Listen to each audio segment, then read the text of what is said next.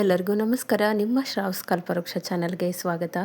ಇವತ್ತು ice cream ಮಾಡಲಿಕ್ಕೆ ಯಾವುದೇ ರೀತಿಯ ಕ್ರೀಮೇ ಬೇಕು ಅಥವಾ ಕಸ್ಟರ್ಡ್ ಪೌಡ್ರೇ ಬೇಕು, ಕಲರ್ ಬೇಕು, ಅದ್ರ ಜೊತೆಗೆ ಸಕ್ಕರೆ ಬೇಕು ಅನ್ನೋ ಅವಶ್ಯಕತೆ ಇರೋದಿಲ್ಲ. ಕೇವಲ 2 ಬಾಳೆಹಣ್ಣು 1 ಗ್ಲಾಸ್ ಹಾಲನ್ನ ಬಳಸ್ಕೊಂಡು ಕುಲ್ಫಿ ಅಥವಾ ಐಸ್ ಕ್ರೀಮ್ನ ಮಾಡ್ಕೊಳ್ಬೋದು ಮನೆಯಲ್ಲೇ. ಯಾವ ರೀತಿ ಅಂತ ನೋಡ್ಕೊಳ್ಳೋಣ.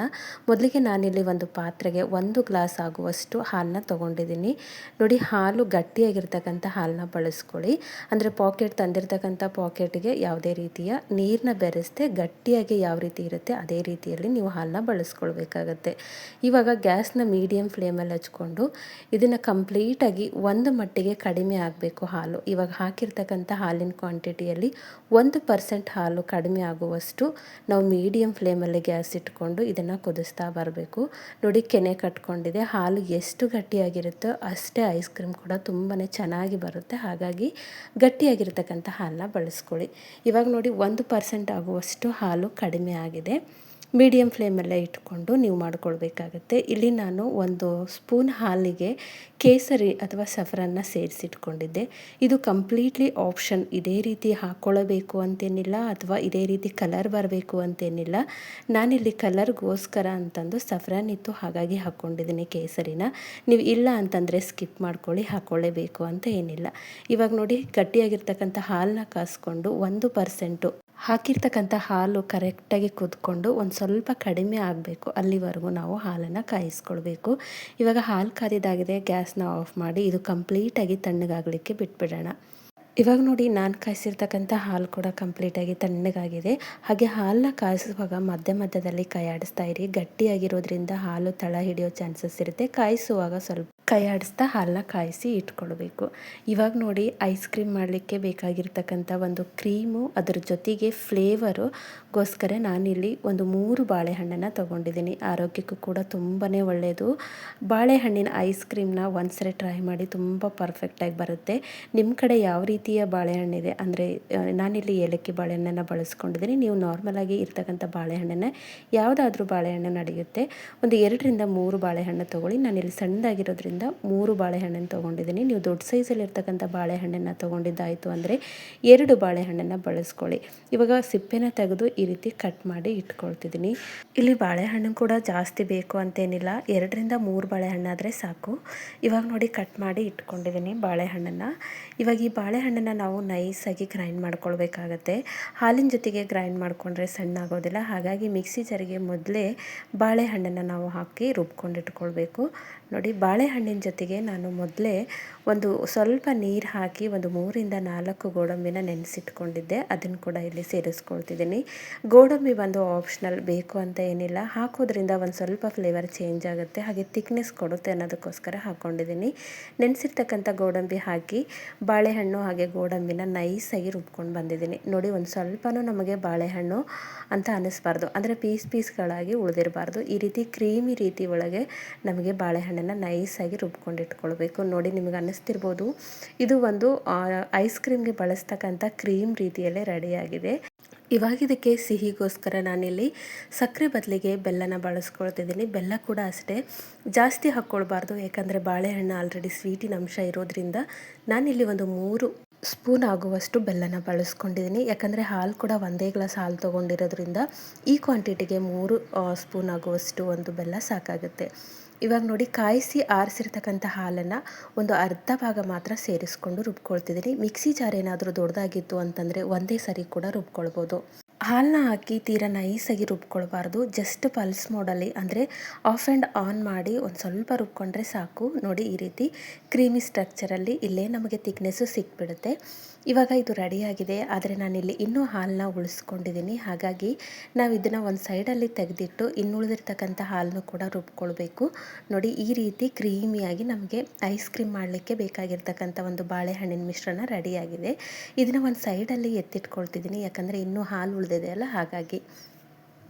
ಒಂದು ಟಿನ್ನಿಗೆ ನಾನು ರೆಡಿ ಮಾಡಿರ್ತಕ್ಕಂಥ ಒಂದು ಬ್ಯಾಚನ್ನ ಹಾಕಿ ಇಟ್ಕೊಳ್ತಿದ್ದೀನಿ. ಇದೇ ಫೈನಲ್ ಅಲ್ಲ, ಇನ್ನೂ ಒಂದು ಸರಿ ರುಬ್ಕೊಳ್ಬೇಕು. ನೀವೇನಾದರೂ ದೊಡ್ಡ ಜಾರಾಗಿತ್ತು ಅಂತಂದರೆ ಒಮ್ಮೆಲೆ ಕೂಡ ರುಬ್ಕೊಳ್ಬೋದು. ಇವಾಗ ಕೆಳಗಡೆ ಒಂದು ಸ್ವಲ್ಪ ಬೆಲ್ಲದ ಒಂದು ಅಂಶ ಕೂಡ ಉಳಿದಿರುತ್ತೆ. ಇವಾಗ ಉಳಿದಿರ್ತಕ್ಕಂಥ ಹಾಲನ್ನ ಮತ್ತೆ ನಾನು ಮಿಕ್ಸರ್ ಜಾರಿಗೆ ಸೇರಿಸ್ಕೊಂಡು ಮತ್ತು ಪಲ್ಸ್ ಮೋಡಲ್ಲಿ ಅಥವಾ ಆಫ್ ಆ್ಯಂಡ್ ಆನ್ ಮಾಡೋ ರೀತಿಯಲ್ಲಿ ರುಬ್ಕೊಂಡು ಇಟ್ಕೊಳ್ಬೇಕು. ಬೆಲ್ಲ ಎಷ್ಟು ಸಾಧ್ಯನೋ ಅಷ್ಟು ನುಣ್ಣಗಾಗುವಷ್ಟರ ಮಟ್ಟಿಗೆ ಆದರೆ ಸಾಕು.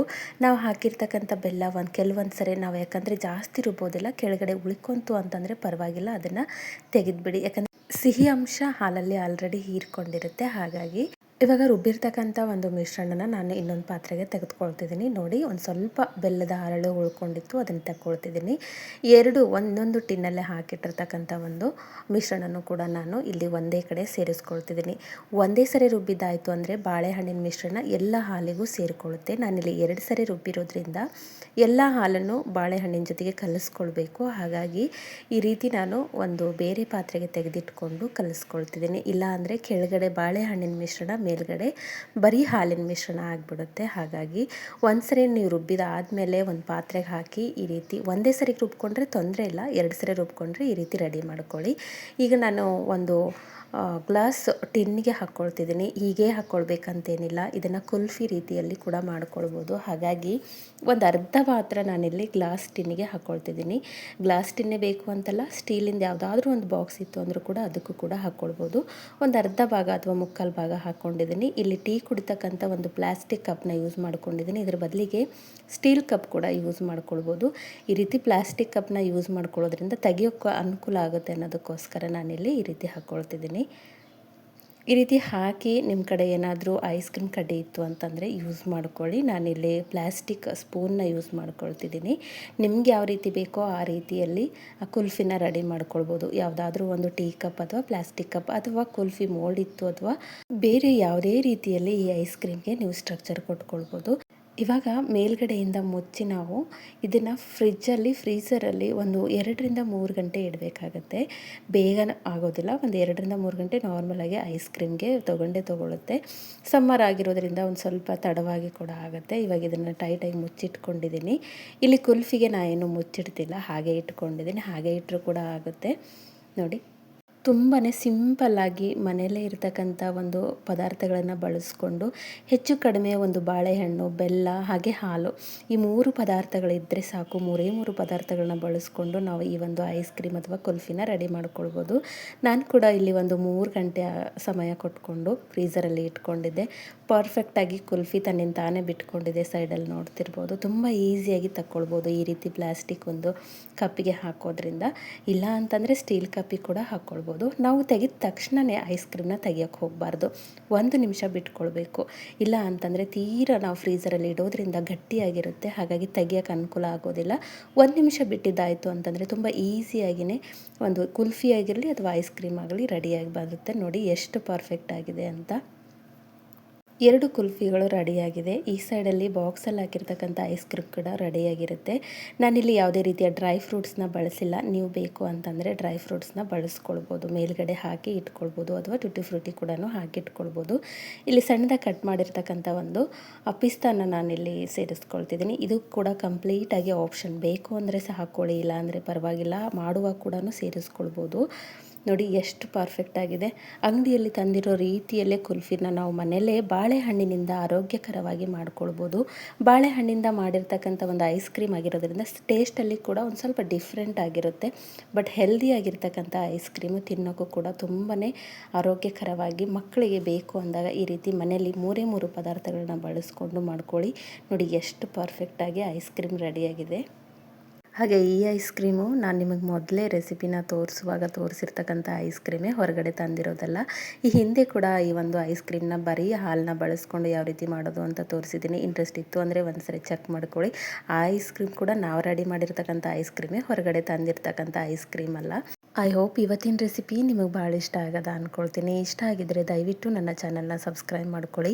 ಹಾಗೆ ಈ ಒಂದು ರೆಸಿಪಿನ ನಿಮ್ಮ ಫ್ರೆಂಡ್ಸ್ ಆ್ಯಂಡ್ ಫ್ಯಾಮಿಲಿಗೆ ಶೇರ್ ಮಾಡಿ. ನಾಳೆ ಮತ್ತೊಂದು ಹೊಸ ರೆಸಿಪಿಯೊಂದಿಗೆ ಸಿಗೋಣ. ಧನ್ಯವಾದ.